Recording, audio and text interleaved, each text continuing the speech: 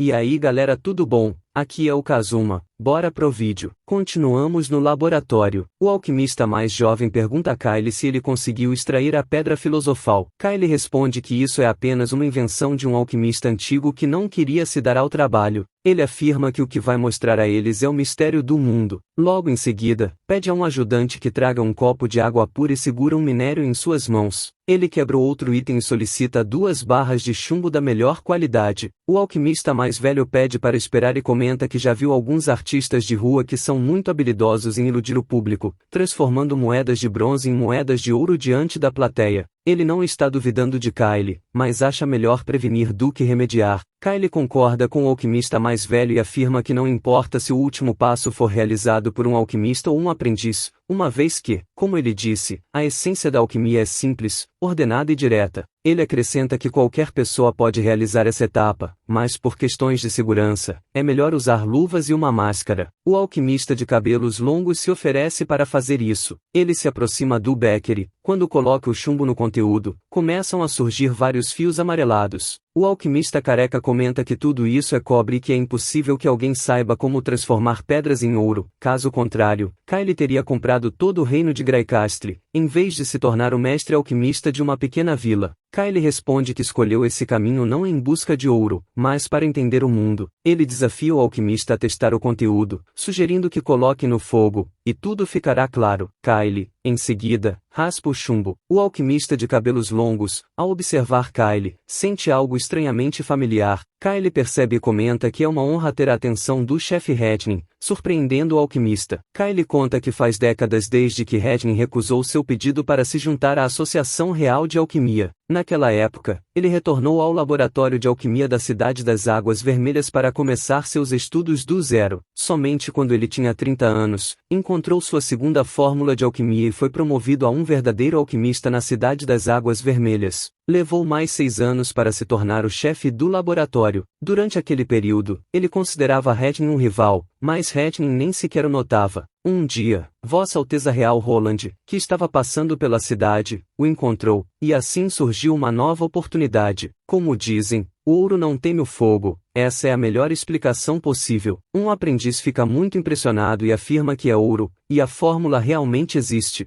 Hednin pergunta quais símbolos eram aqueles que Kyle escreveu no papel. Kyle pede que todos escutem e explica que tudo o que eles viram hoje tem raízes em algo muito antigo. Não apenas possui todas as possíveis fórmulas de alquimia, mas também resolve alguns dos mistérios do mundo. Com isso, eles podem até mesmo prever fórmulas alquímicas que nunca viram antes, e transformar pedra em ouro não é exceção. Ele se oferece para ensiná-los tudo isso, contanto que o sigam para a região oeste. De volta ao castelo, Roland pergunta a Kyle se ele não quer passar mais alguns dias na cidade do rei, já que estão no centro de Graicastle, o melhor lugar para se divertir. Ele alerta que perder essa chance pode significar que outra oportunidade não surgirá. No entanto, Kyle recusa, explicando que não quer deixar assuntos inacabados na cidade, e há muito trabalho a fazer no laboratório. Roland compreende e promete colocá-lo em um barco em direção à região oeste, agradecendo a Kyle pelo seu trabalho árduo. Após essa conversa, Kyle se retira. Rouxinol pergunta a Roland o que aconteceu e se isso tem a ver com a senhorita Florzinha e a senhora Tetel. Roland diz a Rouxinol para ficar feliz, pois a apresentação de Kyle foi um sucesso e superou suas expectativas. Mais de 320 membros da associação estão dispostos a se mudar para a região oeste. A maioria deles já é competente e precisará apenas de um breve treinamento, o que representa uma grande conquista após a tomada da cidade do rei. No entanto, não é isso que o deixa mais contente. Rouxinol, curiosa, pergunta o que o deixa tão alegre. Roland explica que Hednin, Riley e Archer,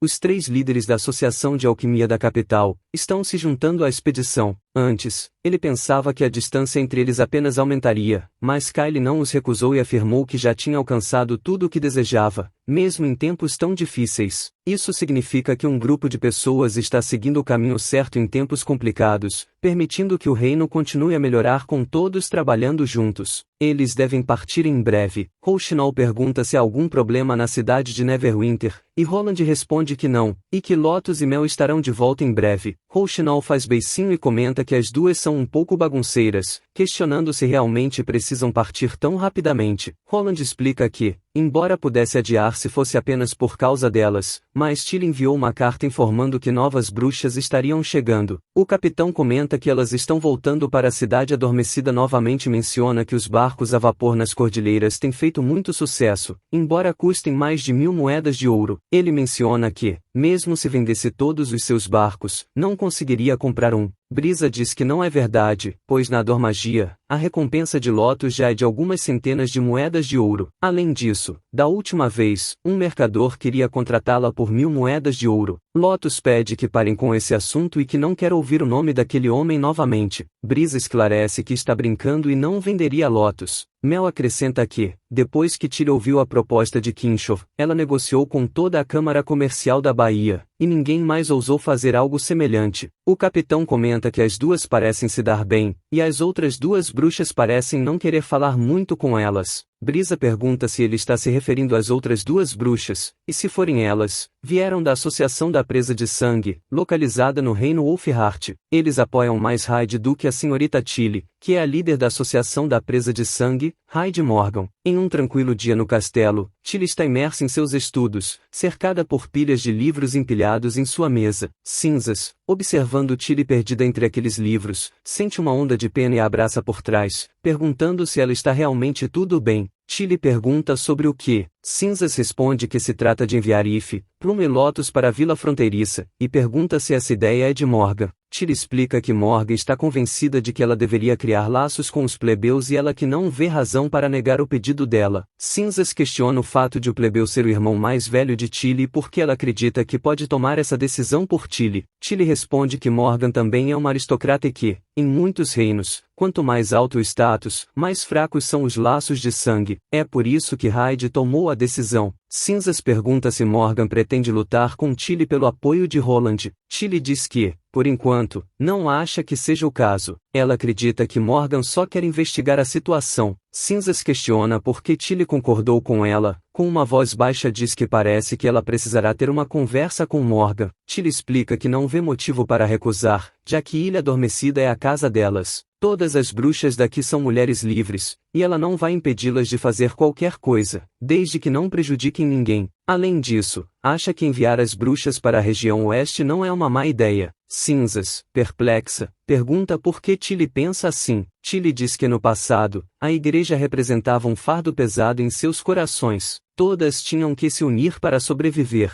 mas agora, as igrejas nas Ilhas dos Fiordes foram erradicadas, e Ilha Adormecida ofereceu um ambiente relativamente relaxante, então as pessoas pensam de forma diferente. Isso é bastante normal. No entanto, a Associação Cooperativa das Bruxas é diferente. Elas são um grupo composto de várias organizações de bruxas, portanto, suprimi-las cegamente não funcionaria. Para permitir que elas cooperem como nos velhos tempos, precisam de um inimigo poderoso. Os inimigos nas profundezas das planícies férteis, a derrota da aliança, a próxima batalha da vontade divina, elas podem aprender tudo isso por si mesmas, o que será mais eficaz do que se fosse dizer a elas. Além disso, em Vila Fronteiriça, há muito mais para ser visto. Elas verão que as bruxas não combatentes podem desempenhar papéis insubstituíveis, que pessoas comuns podem ser tão capazes quanto as bruxas, e elas testemunharão os efeitos surpreendentes quando todos trabalham juntos. Assim como esta porta, quando é aberta, um mundo mais amplo pode ser visto. Tilly se vira e sorri maliciosamente e diz que tem algumas razões especiais para ter escolhido Ife e Pluma. Roland deve ser capaz de perceber isso. Em Neverwinter,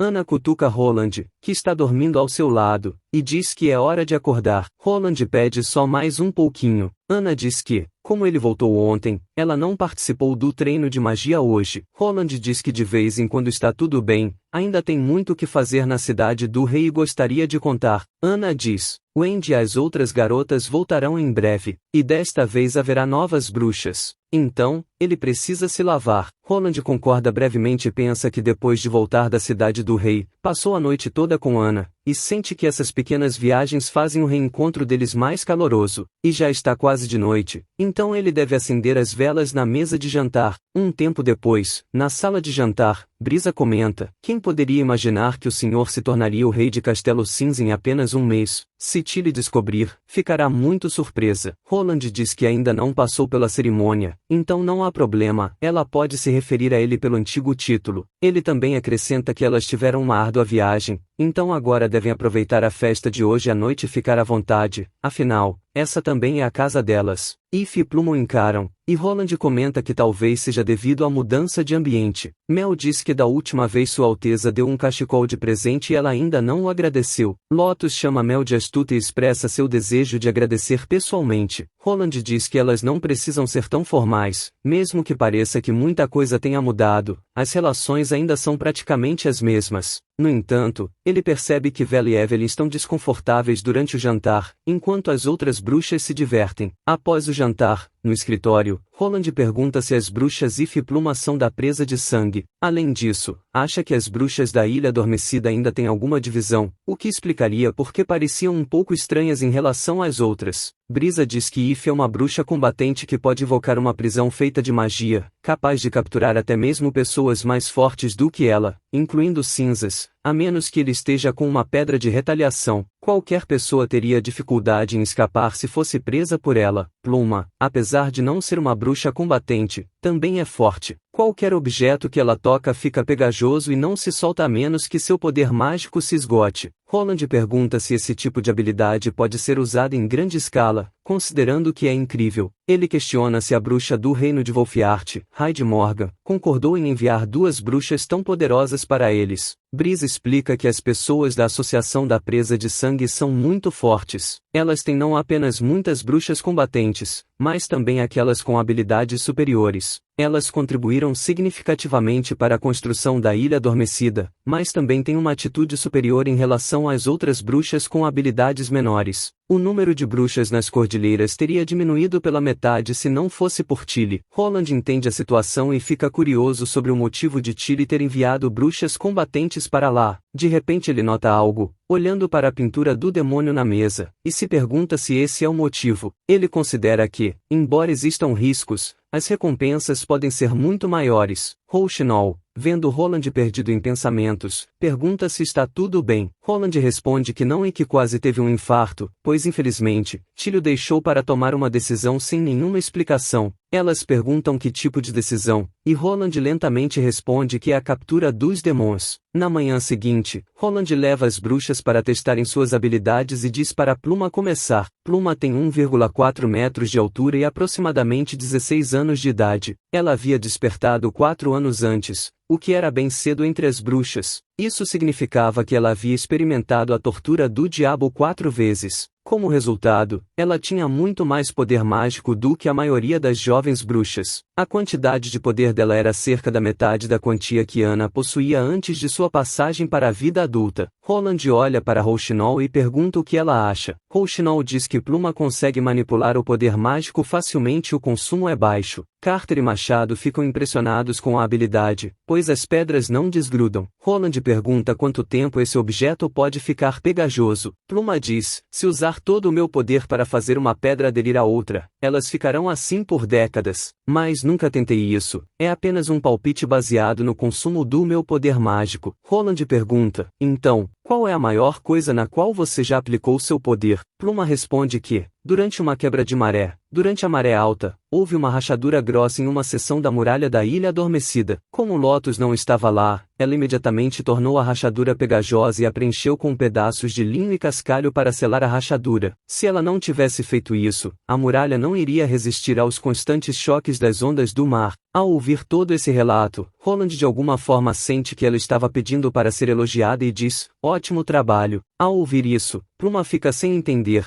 Brisa faz uma reverência graciosa e diz que está arrependida por não ter passado mais tempo aqui na região oeste. Ela expressa sua felicidade por ter a chance de vir aqui novamente e diz que, Se Roland precisar da ajuda dela, basta pedir. Roland diz, então, para compensar isso, ela deve aproveitar plenamente sua estadia aqui na cidade de Primavera Eterna. Se precisar de alguma coisa, pode pedir ajuda a Wendy. Brisa tinha cerca de 25 anos, um pouco mais velha que Rouxinol. Ela transmitia uma sensação de conforto e felicidade para as pessoas ao seu redor, como uma brisa de primavera. Ninguém diria que ela era na verdade uma bruxa combatente. Sua habilidade era chamada de Rária Controlada. Ela podia controlar os corpos de qualquer ser vivo dentro de 5 metros. Sua habilidade era inútil quando enfrentava ataques de longa distância, como flechas ou virotes de besta. No entanto, ela permanecia quase invencível em combate corpo a corpo. Tendo uma habilidade de evocação, sua habilidade era afetada pela Pedra da Retaliação Divina. Brisa podia evocar sua Rária Controlada mais de 10 vezes por dia, e cada uso gastaria metade de seu poder mágico. Mesmo exercendo sua habilidade de controle, Brisa podia se mover livremente. A Rária Controlada era invisível a olho nu, tornando extremamente difícil para os inimigos se defenderem de seus ataques surpresa. Uma vez que ela chegasse a 5 metros de seus inimigos, ela teria o controle total da situação. Obviamente, era uma excelente habilidade para observar demônios de perto. A última bruxa a fazer o teste foi Ife. Ela parecia ter cerca de 20 anos de idade. Ife diz que sua habilidade pode prender qualquer inimigo e causar danos fatais apertando a gaiola. Roland pergunta quantos indivíduos ela pode capturar ao mesmo tempo. Ife responde, 2, Vossa Majestade, pois só tem 2 mãos. Roland pergunta se alguém já conseguiu escapar. Ife diz, não, nem mesmo Cinzas pôde sair a menos que a libertasse. Quando Roland fez uma pausa para pensar em outras coisas que ele queria perguntar, Ife tomou a iniciativa de fazer uma sugestão. Ela sugere, por que o senhor não encontra alguém para testar a sua habilidade? E acho que a Meg é uma boa escolha, pois ouvi dizer que ela evoluiu e pode se transformar em um monstro forte. E se o senhor testemunhar que nem mesmo algo como ela pode escapar da sua armadilha, não precisará mais se preocupar com a habilidade dela. Roland concorda e acha que é uma boa sugestão.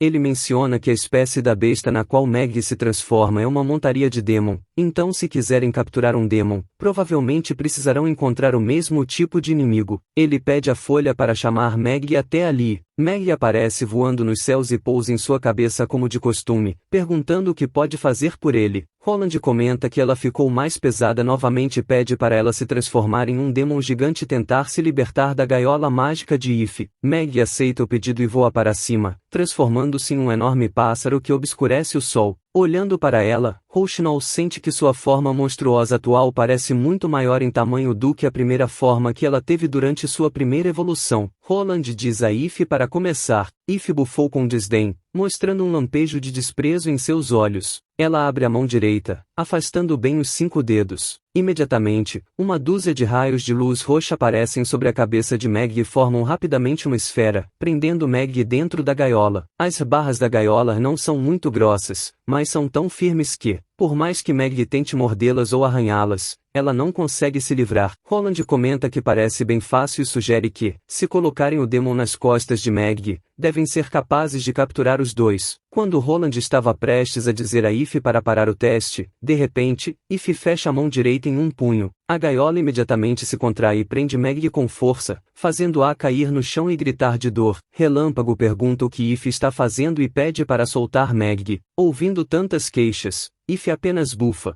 Wendy pergunta se Meg está bem, enquanto Relâmpago, irritada, voa em direção a Ife. No entanto, assim que Ife levanta o punho, a gaiola mágica prende Relâmpago. É impossível para ela tocar Ife, mesmo estando a apenas um braço de distância. Ife diz a Relâmpago para sumir daqui, afirmando que não é da sua conta. Ela lança a gaiola com raiva para o lado, fazendo-a rolar pelo chão. Relâmpago fica dentro da gaiola sem conseguir fazer nada. Roland, ao ver isso, levanta a mão e dá um tapa em Ife, perguntando por que ela faz isso. O tapa deixa todos atordoados, especialmente Ife. Em seguida, ela pede desculpas por sua falta de boas maneiras, dirigindo-se a Roland como a Vossa Majestade. Roland grita para Ife, perguntando por que ela faz aquilo. Ife explica que acredita que o potencial de Meg aumentará consideravelmente durante uma crise, dando-lhe muito mais força, e que ela só quer que o senhor tenha resultados precisos. No entanto, reconhece que bruxas não combatentes realmente não podem competir com uma bruxa combatente. Roland fica chocado e sem palavras, pensando no que a faz acreditar que é razoável machucar sua própria companheira apenas pelos resultados do teste e em que tipo de ambiente ela viveu. Então, Roland se vira e olha para Wendy, que já está carregando a menina, e pergunta, como ela está? Wendy diz que Meg está bem, ela não está gravemente ferida, exceto por algumas vermelhidões e inchaço. Meg enterrou a cabeça nos braços de Wendy, parecendo bastante entristecida. Eve diz a Roland para relaxar, pois está sempre ciente de quanto o poder utiliza. Ela afirma que Meg irá se recuperar em 2 dias e que esses inchaços, e antes de terminar, Roland, irritado, diz a ela para pedir desculpas. Eve fica em silêncio por alguns instantes e diz, sinto muito, Vossa Majestade. Então Roland diz que não é isso e que ela não deve pedir desculpas a ele, mas sim a Meg. Eve fica sem entender e, em seguida, morde os lábios e abaixa a cabeça, sem dizer uma palavra. Olhando para Eve, que insiste em não se desculpar com Meg, Roland sente-se tão aborrecido que quer rir. Ele pensa que a situação na Ilha Adormecida é pior do que imaginava. Se as bruxas da Associação Presa de Sangue se atrevem a se comportar assim no território de um lorde, devem ser ainda mais arrogantes na Ilha Adormecida. Roland agora se encontra em uma situação embaraçosa. Ele não pode mudar a atitude de Eve em relação às bruxas auxiliares, tampouco pode mandá-la de volta à Ilha Adormecida. Ele acredita que não importa o quanto ele puna Eve, ela nunca verá nada de errado em seus próprios atos e atitudes. Se ele simplesmente a castigar e pedir para ela voltar para casa, ele perderá a confiança de Tilly, porque não resolverá o problema da Ilha Adormecida. Roland terá que quebrar o orgulho que Eve tem de seu poder para que ela perceba sua culpa.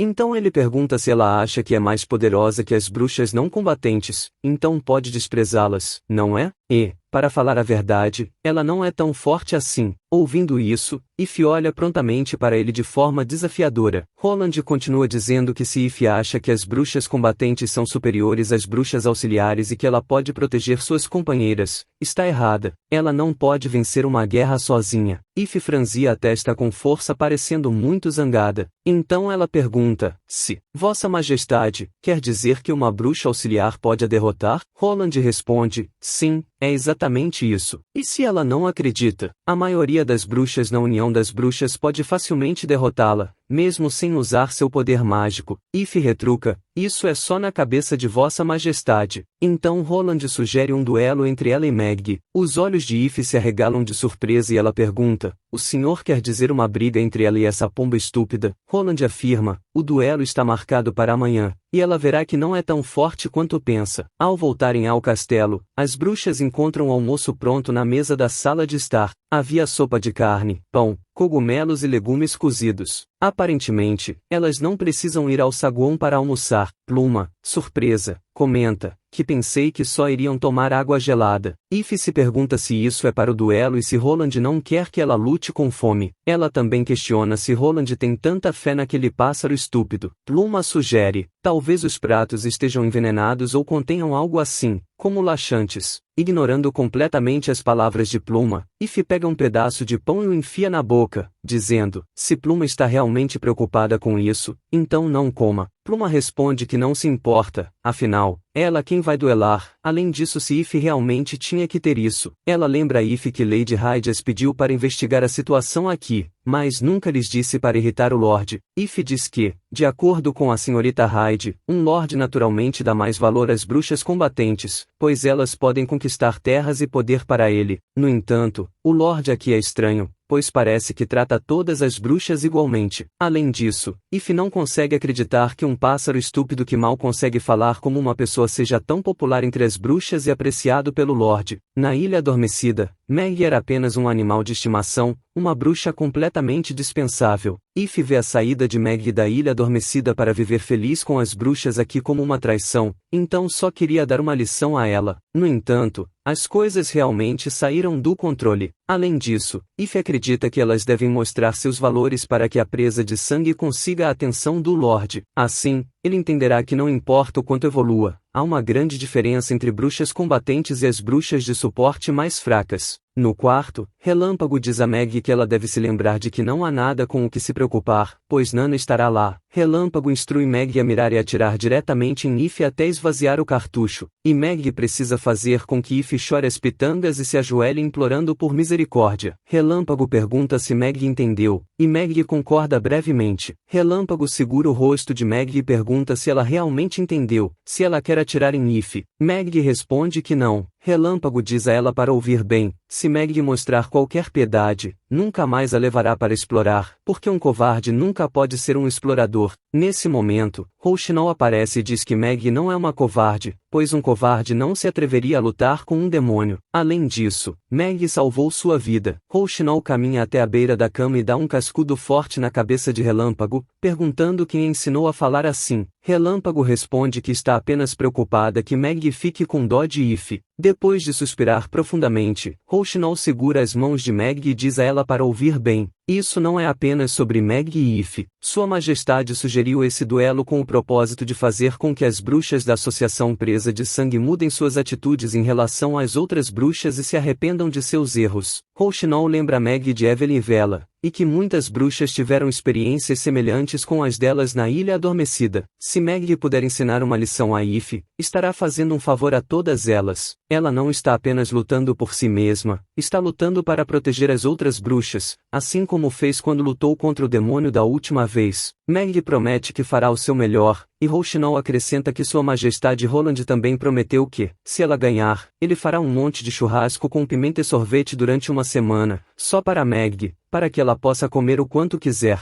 No dia seguinte, além dos guardas responsáveis pela limpeza do local, havia mais de 10 bruxas de pé no gramado do lado de fora da muralha da cidade. Elas estavam concentradas em torno de Roland, desejando a melhor sorte para Meg. Pluma comenta que não vai torcer por Ify, e mesmo se torcesse, Ify não ligaria mesmo. Ify responde que não precisa disso. Ela diz: se uma vitória fosse decidida pela quantidade de pessoas que torcem por você, a igreja já teria unificado todo o continente. Em frente a Meg, Ify diz: não é tarde demais para desistir, e acredita que Meg não quer desapontar Sua Majestade. Meg responde que nunca vai desistir.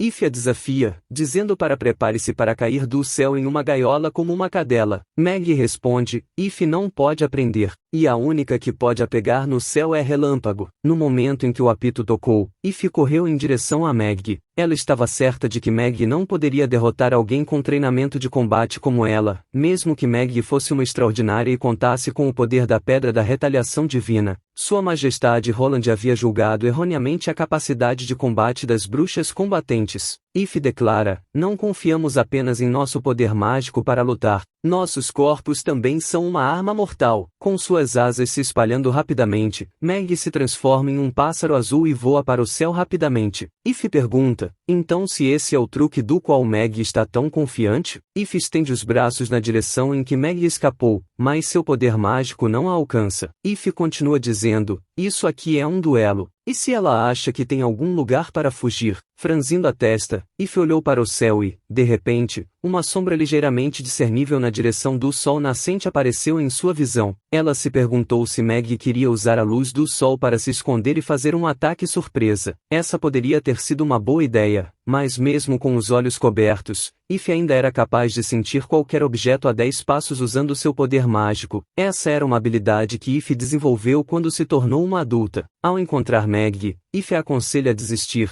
lançando sua magia de prisão várias vezes. No entanto, Meg desvia de todos os ataques. Ify fica surpresa com isso. Nesse momento, Meg voa em direção ao céu e volta à sua forma humana. Para a surpresa de Ify, Meg saca um pequeno cano prateado do bolso. Ify acha que Meg enlouqueceu. Apesar de não ter asas, Meg não cai diretamente no chão. Seus longos cabelos brancos estavam erguidos e abertos em forma de asa, permitindo que ela descesse devagar. Enquanto isso, o cano dispara uma bola de fogo com um estrondo alto. Ify sente claramente que algo invade a área de alcance de seu poder mágico, mas não pode ter sido Meg, nem um projétil, uma flecha ou uma pedra. Ao olhar para baixo, vê que sua barriga foi gravemente atingida por algo semelhante a um martelo, e em seguida, suas coxas e panturrilhas. O som alto continuou junto com o respingo de lama no chão. If não conseguiu emitir nenhum som devido à intensa dor, e seus pés, aparentemente quebrados, já não conseguiam sustentar seu corpo. If caiu no chão e, antes de desmaiar, ouviu a voz de Maggie dizendo: "Você perdeu." E assim acabamos a parte 61. Quem puder deixa um like e um comentário, e se gostou do vídeo aproveita e se inscreva, para não perder os próximos resumos, e caso queiram apoiar o canal é só clicar no botão Seja Membro e até o próximo vídeo.